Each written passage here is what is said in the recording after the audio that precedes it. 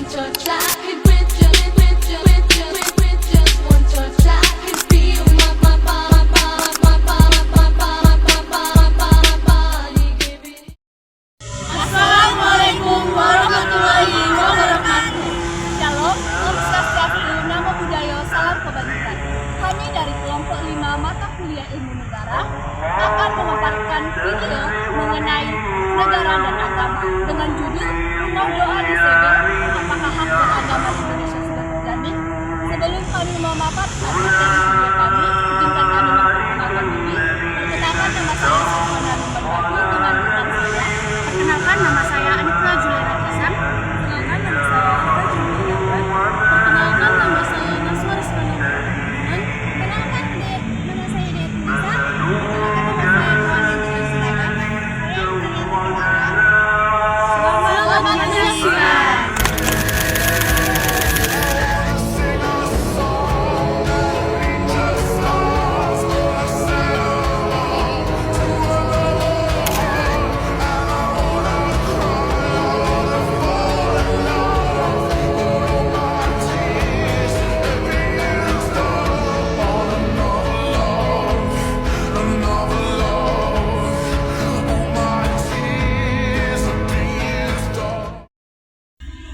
Indonesia dikenal sebagai negara yang menjunjung tinggi hak beragama. Namun, apakah prinsip tersebut sudah dijalankan dengan baik? Dalam kasus penyegelan rumah doa di Tangerang menimbulkan pertanyaan besar. Apakah hak beragama di Indonesia sudah terjamin? Dalam video ini kami akan membahas bagaimana perspektif hukum nasional, internasional, dan juga kami akan menganalisis kasus ini menggunakan. Pada tanggal 29 Maret 2026, sebuah rumah doa milik Persatuan Oikumene Umat Kristiani atau POUK disegel oleh aparat setempat. Alasannya, bangunan belum memiliki persetujuan bangunan gedung atau PBK. Karena faktor penyegelan ini, kegiatan Jumat Agung tidak dapat dilaksanakan dengan tenang dan memicu ketegangan antara jemaat dan warga sekitar. Disinilah muncul persoalan ketika aturan administratif dan hak konstitusional bertemu, manakah yang harus diutamakan? Dalam Undang-Undang 1945 Pasal 29 Ayat 2, negara menjamin kemerdekaan tiap-tiap penduduk untuk memeluk agama dan keyakinannya masing-masing. Artinya, hak beribadah adalah hak konstitusional. Namun, pendirian rumah ibadah juga diatur oleh pemerintah melalui regulasi seperti Peraturan Bersama Menteri 2006, Aturan Perizinan PBG. Konflik muncul ketika aturan administratif dianggap membatasi hak beribadah.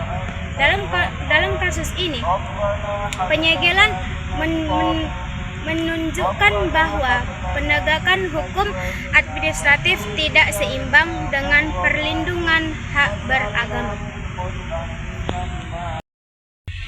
Dalam hukum internasional, kebebasan beragama dijamin oleh UDPR Pasal 18 dan ICCPR Pasal 18 yang sudah diratifikasi Indonesia pada Undang-Undang Nomor 12 Tahun 2005. Hak beragama terdiri dari dua aspek. Yang pertama, forum interno, yaitu kebebasan untuk memiliki keyakinan. Itu hak ini bersifat absolut, yaitu tidak dibatasi. Yang kedua, aspek forum eksterno, yaitu kebebasan menjalankan ibadah, kebebasan mendirikan rumah ibadah, dan kebebasan berkelompok.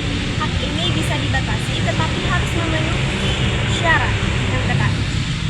Pembatasan hanya sah jika memenuhi yang pertama legalitas, yang kedua necessity, yang ketiga proportionality, yang keempat non-diskriminasi. Jika penyegelan sudah menghambat ibadah tanpa solusi yang alternatif, maka tindakan tersebut sudah berpotensi melanggar hak asasi manusia internasional. Baik teman-teman, di sini kita akan membahas mengenai diagram fishbone. 1. Man atau manusia. Poin pertama, rendahnya kesadaran toleransi antar warga. Kurangnya sikap saling menghargai perbedaan di tengah masyarakat memicu penolakan terhadap aktivitas ibadah kelompok minoritas.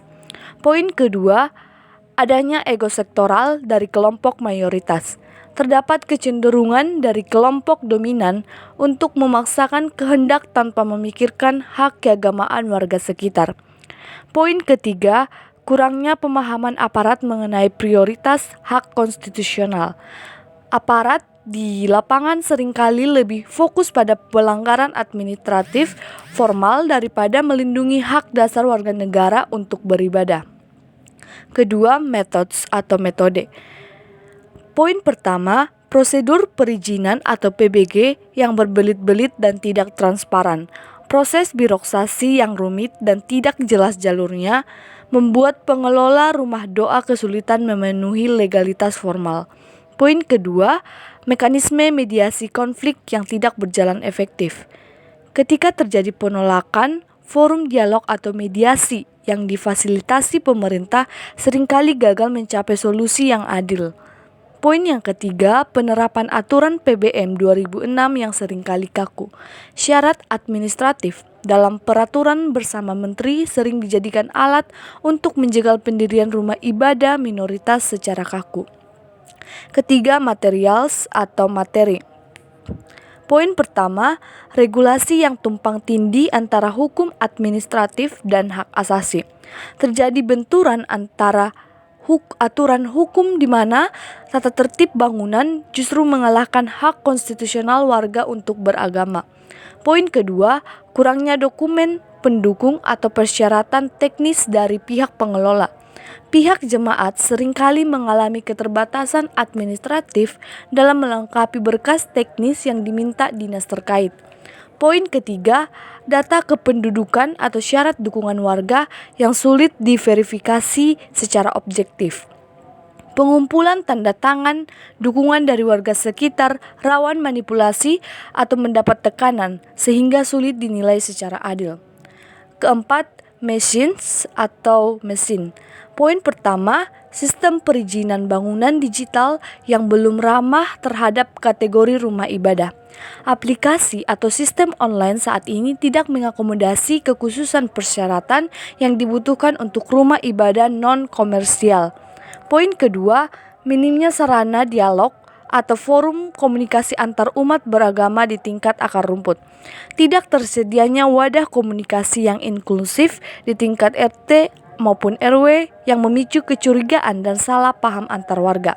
Kelima, environment atau lingkungan. Poin pertama, adanya tekanan sosial dari kelompok intoleran di sekitar lokasi. Lingkungan sosial yang tidak kondusif akibat pengaruh kelompok tertentu memaksa aparat melakukan tindakan tegas demi menghindari keributan. Poin kedua, kondisi lingkungan yang dianggap tidak mendukung perubahan fungsi bangunan menjadi rumah doa. Lokasi bangunan yang berada di area pemukiman padat seringkali dijadikan alasan warga untuk menolak alih fungsi rumah menjadi tempat ibadah. Keenam, measurement atau pengukuran. Poin pertama, standar penegakan hukum yang tidak proporsional atau lebih mendahulukan segel daripada solusi. Pemerintah daerah cenderung mengambil jalan pintas dengan menyegel bangunan terlebih dahulu tanpa memberikan pembinaan atau relokasi sementara. Poin kedua, kurangnya parameter yang jelas dalam menentukan gangguan ketertiban saat beribadah. Tidak adanya tolak ukur yang objektif membuat definisi mengganggu ketertiban diinterpretasikan secara sepihak oleh kelompok yang protes. Ada beberapa dampak dari penyegelan rumah doa ini. Yang pertama adalah terganggunya hak ibadah umat yang menjalankan ibadah, yang dimana umat beragama menganggap bahwa hal ini tidak bisa dilakukan, tidak bisa karena telah melanggar hak orang itu untuk menjalankan ibadah. Yang kedua adalah adanya potensi gangguan atau gangguan mental atau psikologis bagi masyarakat kelompok minoritas yang menganggap ibadah mereka telah diganggu. Yang ketiga adalah citra buruk pemerintah terhadap HAM, terhadap perlindungan HAM, yang dimana masyarakat menganggap bahwa pemerintah tidak memberikan perlindungan kepada mereka untuk beribadah dengan baik. Yang keempat adanya konflik antar masyarakat yang berbeda keyakinan. Ini akan semakin meningkat di kalangan masyarakat. Terima kasih.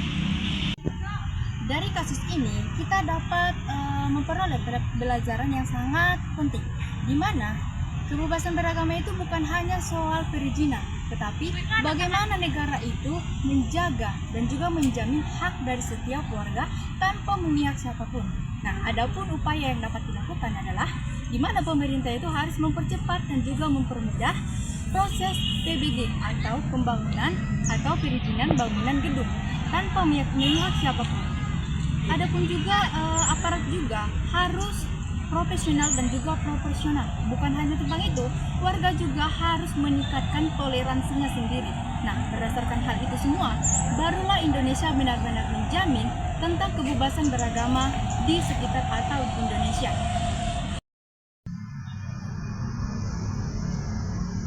Jadi, apakah hak beragama di Indonesia ini sudah terjamin? Jawabannya belum sepenuhnya. Karena masih banyak tantangan yang harus dihadapi agar setiap warga masyarakat Indonesia dapat beribadah dengan tenang dan damai.